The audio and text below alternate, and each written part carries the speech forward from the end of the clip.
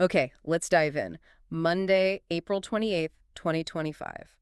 Middle of the day, and boom, darkness across Spain and Portugal. Yeah, a huge blackout hitting the Iberian Peninsula. We're talking tens of millions of people affected. And it even flickered into parts of France, too, apparently.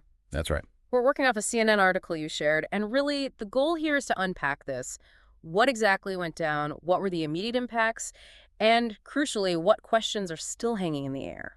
It's just the sheer suddenness of it, Yeah. 1 minute, it's a normal Monday, the next, Mhm. chaos across an entire region. Yeah, the article really sets that scene. Midday disruption, traffic lights out, travel just thrown into turmoil. Potential for a very dark night for many. More than just inconvenient, isn't it? Yeah. It's like a fundamental shock to the system. A core piece of European infrastructure just falters. So looking at the timeline, it kicked off shortly after midday. Mm-hmm. Portugal's grid operator, RN, they reported power loss basically across the whole The peninsula. whole thing. Wow. And Spain's operator, Red Electrica, they were already anticipating hours for a full fix, not minutes, hours. And you see the immediate consequences, right? Transportation, Yep. that's always the first big visible thing. Totally. The article mentions traffic lights failing in Madrid. This witness, Luis Ibanez Jimenez, described it as just chaotic. I bet. And the Madrid metro, it just stopped.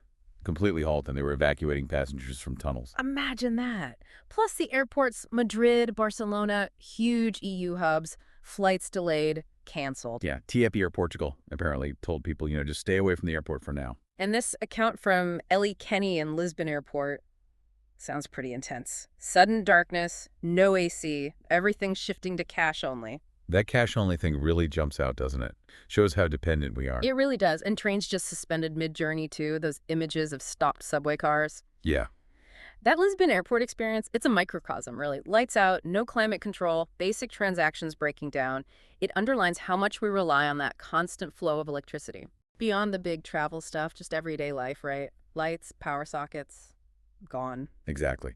Police out-directing traffic manually because lights are dead. Businesses, like a market mentioned in Vigo, just having to close up shop. And the official response sounds pretty serious. Oh, absolutely. Madrid's mayor pleading with people. Wow. Minimize movement, only make urgent calls, keep roads clear for emergency vehicles. And emergency services were apparently pushing for a national emergency declaration, even suggesting bringing in the army. Which tells you the scale they were anticipating. For sure. And Portugal's grid operator calling it a complex operation. That doesn't sound like flipping a simple switch. No. And get this, Madrid's firefighters had 174 interventions just for people trapped in elevators. 174, that's staggering. You can really sense the growing unease. People apparently have started talking up on essentials, canned goods, that sort of thing. Understandable, especially with the big unknown. Why did this happen? That's the million-dollar question, isn't it? And initially, there were no clear answers. Spain's Prime Minister, Pedro Sanchez, basically admitted they weren't sure about the cause yet. Right. And Portugal's PM, Luis Montenegro, was quick to say it didn't start in Portugal, kind of pointing the finger towards Spain. Interesting dynamic there. And, the immediate thought these days often goes to cyber attack. Always. It's always on the table. But Antonio Costa, he's the European Council president now, former Portuguese PM, he specifically said no indications of that. Which is significant. So while the why was a mystery, they seem to be downplaying that particular scenario early on. At least publicly. Yeah.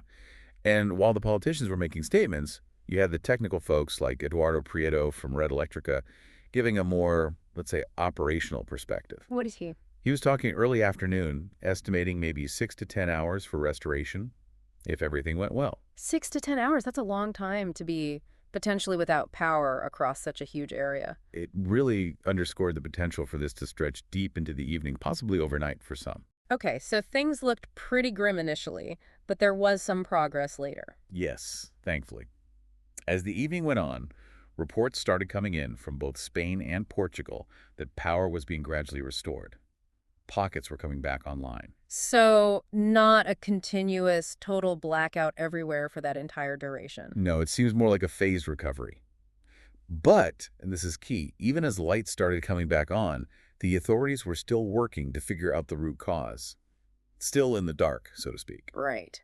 The uncertainty remained. And the CNN piece highlights that even with power returning, the knock-on effects, especially for travel, were expected to last. We definitely saw that. Spain's transport minister said medium and long-distance trains probably wouldn't run normally until Tuesday at the earliest. A major disruption.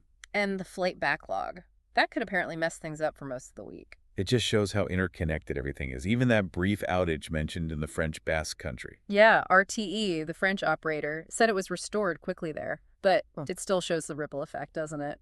Absolutely. It really throws a few key things into sharp relief. Like what? Well, first, just how potentially fragile these big cross-border power grids are. An issue in one spot can cascade really fast. Okay, fragility. LSEC, our profound reliance on electricity. It's not just lights. It's transport, commerce, communication, basic safety like elevators, everything. You don't realize it until it's... Precisely. Yeah. And the third point, which is maybe the most concerning right now. The cause. Yeah. The fact that, as of the report we have, the cause is still unknown. That's worrying. Like the article says, it raises questions about whether this could happen again. So for you listening, this whole event is a really stark reminder, isn't it? Yeah. How something that feels like distant infrastructure can suddenly impact millions of lives directly. Very directly. Okay, so let's recap. A massive unexplained power failure hits Spain and Portugal hard. Widespread disruption follows transport chaos, daily life upended, emergency services stretched. Power started coming back gradually.